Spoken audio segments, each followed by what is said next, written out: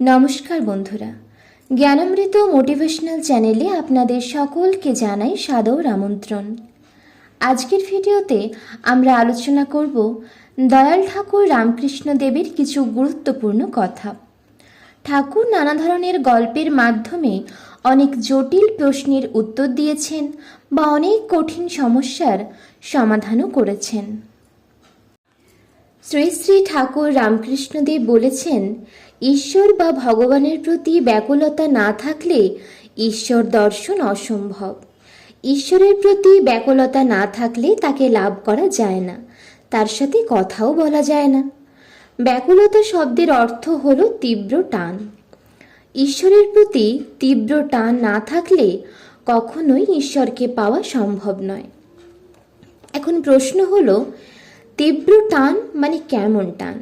তীব্র টান মানে হলো যেমন কৃপণের ধনের প্রতি টান, মায়ের তার সন্তানের প্রতি টান, সতীর তার পতির প্রতি টান। এই প্রসঙ্গে ঠাকুর রামকৃষ্ণদেব একটি সুন্দর গল্প বলেছিলেন। কোনো একদিন এক ভক্ত তার গুরুদেবকে জিজ্ঞাসা করলেন, গুরুদেব, আপনি বলেছিলেন ঈশ্বরের প্রতি ব্যাকুলতা না এলে ঈশ্বর লাভ করা যায় না, কিন্তু আমি বুঝতে পারছি না ব্যাকুলতা জিনিসটা কি, কিভাবেই বা প্রভুর প্রতি ব্যাকুলতা আসবে?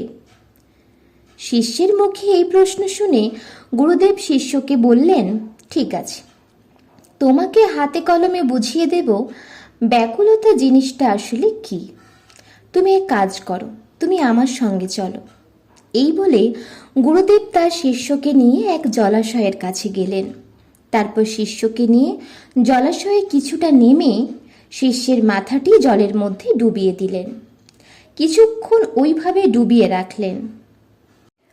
শিষ্যটি তখন শ্বাস নেওয়ার জন্য খুব ছটপট করতে লাগলো। গুরুদেব তখন তাকে ওই জলাশয় থেকে মুক্তি দিলেন।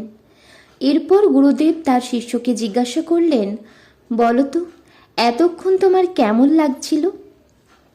শিষ্যটি বলল, ভয়ঙ্কর পরিস্থিতি ছিল গুরুদেব, মনে হচ্ছিল প্রাণটা বুঝি এখনই বেরিয়ে গেল।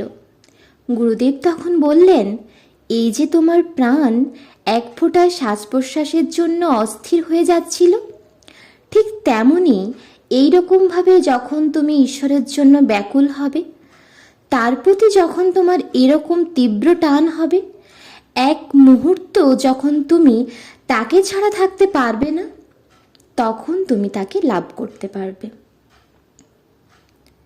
তাহলে বন্ধুরা, আপনারা বুঝতে পারলেন তো ব্যাকুলতা জিনিসটা কি?